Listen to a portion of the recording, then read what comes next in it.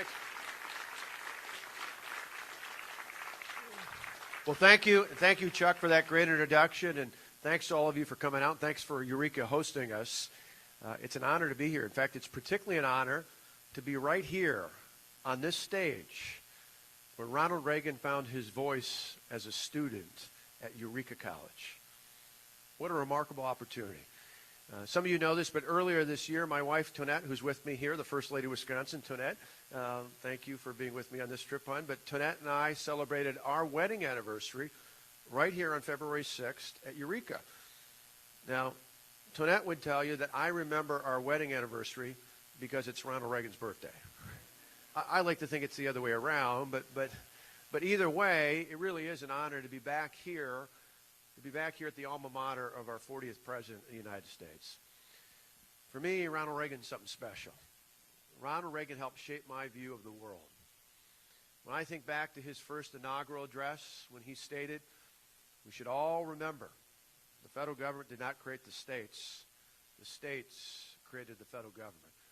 That's why I work so hard to take power out of Washington and send it back to the hardworking people in the states all across this great country. That's true reform. When I think about Ronald Reagan and how during my time, not much different than the age of many of the students here, Ronald Reagan during his presidency helped rebuild our economy by lowering taxes and by getting the federal government out of people's lives. And in doing so, those policies brought about one of the longest sustained periods of economic growth in American history. That's why I work so hard to lower taxes and push to get the federal government out of our lives and to reduce the size and scope of the federal government, because that's pro-growth. And Ronald Reagan, well, many years ago, at the beginning of his presidency, he rebuilt our military. And in turn, he helped us stand up for our allies, stand up against our enemies. And without apology, she stood for strong American values. Sometimes we forget about this, but that brought about one of the most peaceful times in modern American history. See, President Reagan believed in peace through strength. I do too. I hope to follow his lead going forward. That's really about true safety. But probably most importantly, Ronald Reagan wasn't just a conservative or a Republican. He was an eternal optimist in the American people. I share that optimism. Because you see, today, now more than ever, we need a leader in this country who cares more about the next generation than just about the next election. We need someone who's willing to go big and go bold. Because you see, it's not enough just to elect a Republican as president. What we need more than anything is a reformer. And as was mentioned in the introduction, I know a thing or two about going big and going bold when it comes to reform. You see, 4 years ago, Tonette and I celebrated our wedding anniversary on the day of the 100th anniversary of Ronald Reagan's birth. Of course, I also remember exactly where I was at. It's probably dangerous to say this here in Illinois, but I was at the Super Bowl watching the Green Bay Packers win. But that's a whole other story. I brought with me a Cubs fan as well, so that's all right. I appreciate I see a little bit of the green and gold over there. Thanks. But that aside, although I do have to laugh, a week ago I had probably more than bringing Democrats and Republicans together. I had a couple both wearing Bear shirts with a sign they asked me to take a picture with that said Bear fans for Walker. So I can bring Bear fans and Packer fans together. But I think about that 4 years ago. We were down there celebrating the 100th anniversary, celebrating our wedding anniversary, and, of course, celebrating the Packers' victory. But the day after, we returned home, and I had my entire cabinet come over for dinner. And the reason I did that was we were about to embark on some pretty big reforms. And I told the story to our cabinet about how early on in his tenure, Ronald Reagan took on some pretty remarkable tasks, and that really shaped his presidency going forward. Specifically, I told a story about how early on, about this time in 1981, President Ronald Reagan had fired the air traffic controllers. And the reason I told that story, in fact, it's ironic, a lot of people forget about this, but the union that represented the air traffic controllers had actually endorsed then candidate Reagan. And so it wasn't about the politics. It was clearly about principle. You see, he had forewarned them that if they walked off the job, that was a violation of the law. And he said, regardless of who you are, you can't violate the law. He gave them forewarning, and then after 48 hours, when they didn't come back to work, he terminated them. Over 11,000. That's a pretty bold move. And at the time, we forget now, but it was pretty much politically risky at the time, because who knew what was going to happen there? But he did it because it was the right thing to do. And that was so important because from that point forward, across this country and around the world, people knew that President Ronald Reagan was serious. That opened the door to tremendous reforms, positive reforms for many years thereafter. He went big and he went bold, and it worked. It worked. I think about that often. See, back a few years ago in 2010 in my state, the voters of our state chose to switch from all Democrat to all Republican control. That was a pretty dramatic change. And I remember about a week after the election, I met with the new Republican majorities, and I said to those lawmakers, it's put up or shut up time. Of course, that was the headline in the paper. Walker says put up or shut up. But the reason I said that was because the voters had sent such a clear message, a mandate, if you will. I told those folks if we just nibbled around the edges, the voters would have every right to throw us out. We needed to stand up and deliver on our campaign promises. And so we did. We went big and we went bold. And not long after that, a whole bunch of protesters started to come into our state. First, it was just people from Wisconsin. The first few days. But eventually along the way, there were tens of thousands who came in from across the country. In fact, after a while, what we started to see were people being bussed in and flown in from the big government union bosses from places all over this country, from places like Chicago and New York and Washington, D.C. You see, they were trying to intimidate us, but we didn't back down. They tried to intimidate us, but we didn't back down. At one point, there were over 100,000 protesters who occupied our state capitol, but we didn't back down. They went after me with death threats, and we didn't back down. They went after my family with threats, Tonette and our children, but we didn't back down. They went after a member of the Wisconsin Supreme Court in an election that otherwise would have been inconsequential. We didn't back down. They took us to federal and state court, and we didn't back down. They went after our state senators, and we didn't back down. They went after me in a recall election, and we didn't back down. Last year, they made me the #1 target in America. Of all the elections, we were the #1 target, and we did not back down. Instead, we fought, and we won. We got results, and we did it. We did it without compromising our conservative principles.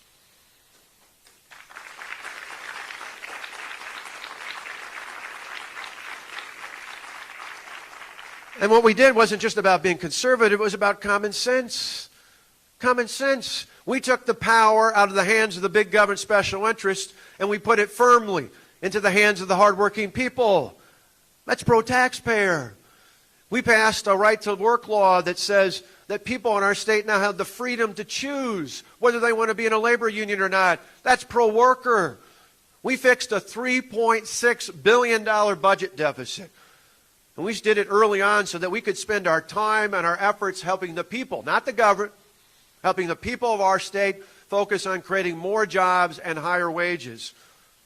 And we passed in our budgets $4.7 billion worth of tax relief so that families in our state could keep more of their hard-earned dollars.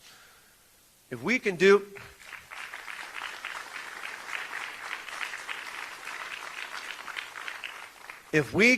those kinds of common sense conservative reforms in a blue state like Wisconsin, imagine what we can do in Washington. Washington, think about that. President Reagan once said something I love. He said, well, many things I love, but particularly on this. He said, we need to drain the swamp in Washington, D.C. We need to drain the swamp in Washington, D.C. Sadly, though, since he's been gone, that swamp has been filled back in. And I got to tell you, people from Washington aren't the people to fix Washington. No, instead, we need a new leader. We need someone from outside of Washington, someone who's actually gotten things done. We need a leader who is going to wreak havoc on Washington and once and for all put the people of this great country back in charge of your government.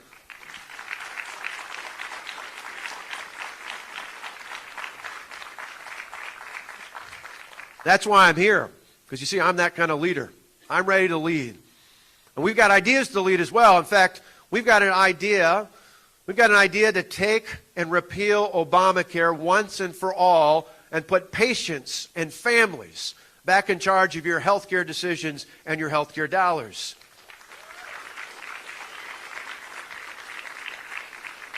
We call it the Day One Patient Freedom Plan.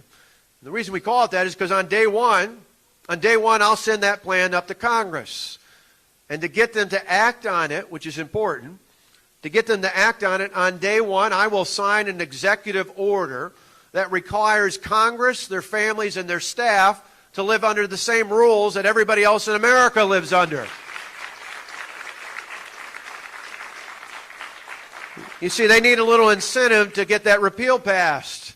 Because remember last year, we heard a lot in the campaigns about how if we just had Republican majorities in the Congress after the 2014 elections, they'd vote to repeal Obamacare. Well, last time I checked, it's after Labor Day. And there's no bill on the president's desk to repeal Obamacare. You see, that's why people are upset with Washington. That's why I'm upset with Washington. They need to share our sense of urgency. You see, talk is cheap. We need action. We need people who are people of action. I know what that's all about. On the first day I took office as governor, literally after I took the oath of office, I turned to our Attorney General and I gave him the letter that authorized Wisconsin to join the federal lawsuit against Obamacare. You ask people in Wisconsin, even Democrats will begrudgingly tell you. They'll tell you that the one thing that they probably can all agree on, Democrat or Republican alike, is if I tell you I'm going to do something, I do it. I don't back down. I'm not going to back down from Washington. I'm not going to back down from doing what's right for you, and I'm not going to back down from doing what's right for future generations going forward.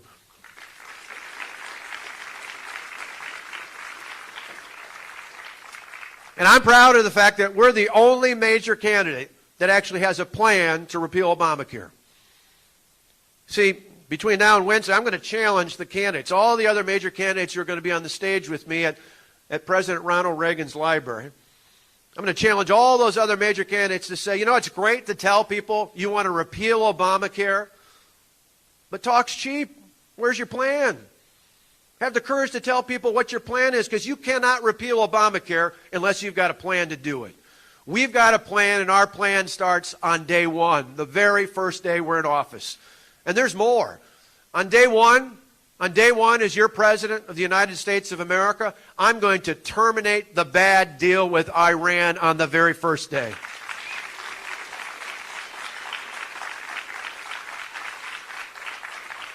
You see, now there are some other candidates, including some Republicans, who have a different view of that.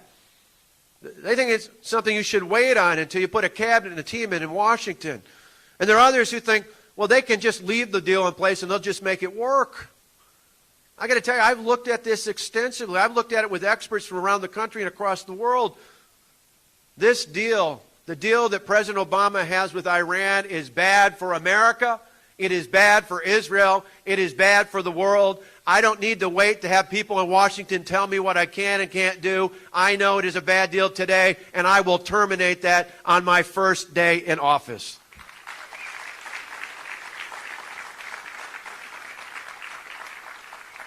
But there's more as well. You see, on day one, I'm going to end the unlawful executive action of President Obama when it comes to illegal immigration.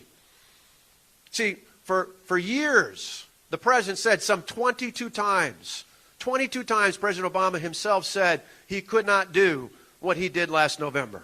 He said he wasn't the emperor, he was the president. He said he wasn't above the law, and then he got frustrated and did it anyway.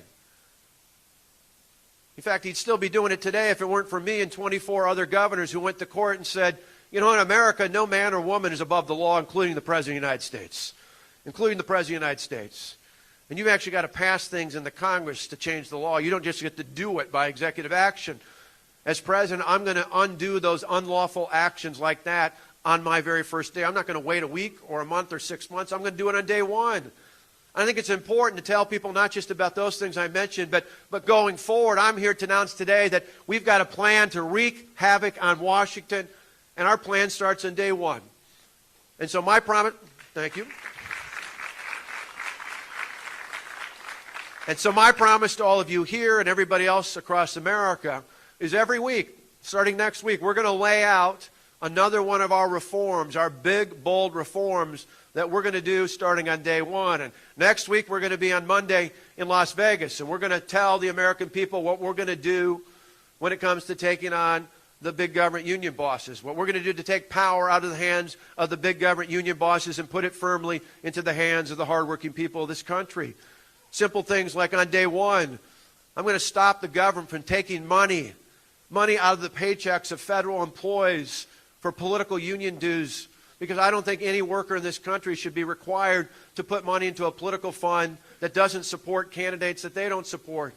Why should you have to have money from your paycheck go to support somebody that you fundamentally oppose out there? That's wrong. We're going to start with that on day one, and we're going to lay out more when it comes to shifting the power from the big government union bosses to the hardworking people of this country. Those are the things we're going to lay out, and there'll be many more. Week after week after week, we want to be a campaign that's about solutions. Because you see, to wreak havoc on Washington, and those are battles I'm used to having. So you don't have to wonder if we're capable of doing it. We've had those battles in Wisconsin. We're capable of having in Washington. But to wreak havoc on Washington, it takes a leader who's got real solutions. You see, we've heard for years in Washington all sorts of political rhetoric. We need real solutions. Political rhetoric doesn't cut it. Actions speak louder than words. I actually have a plan of action to move this country forward.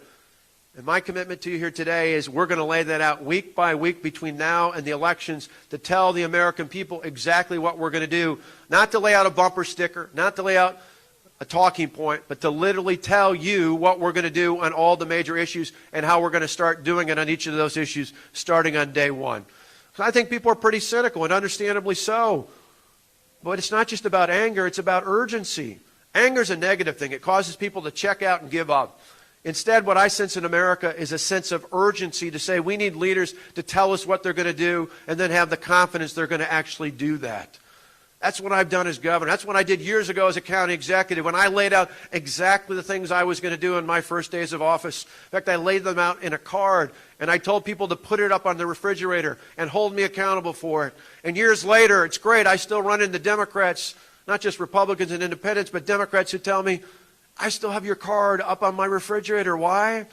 Because I can't believe somebody actually dared me to check and see if I do what I said I'd do during the campaign, and you did every one of those things. And for that, I'm going to vote for you going forward. I think that's what people are hungry for. They're hungry for leaders who don't just say things, but who actually say, this is what I'm going to do and how I'm going to do it. So to wreak havoc on Washington, we need leaders with real solutions. We've got a plan to move this country forward. To wreak havoc on Washington, we need to have a leader in this country as president who's actually been tested. We've seen the mistake that happens when you put someone in the presidency who's never run something before, who's never been in charge of anything in government before. You can make all the promises in the world. You can say whatever sounds great, but if you can't deliver on those promises, talk is cheap. Talk is cheap. That doesn't get us moving forward. If we want to wreak havoc on Washington, we need a leader who's truly been tested. I have been tested more than anyone else in this race. Heck, I wouldn't wish it on anybody else out there as well. But we've been tested. What's the old adage? What doesn't kill you makes you stronger. There were times when I wondered if that was just figurative, the way things were going out there. But we have been tested unlike anyone else in this race. We will not back down. I have passed that test time and time and time and time again. If you give me the honor of serving as your president, I am ready to lead this exceptional country filled with exceptional people going forward.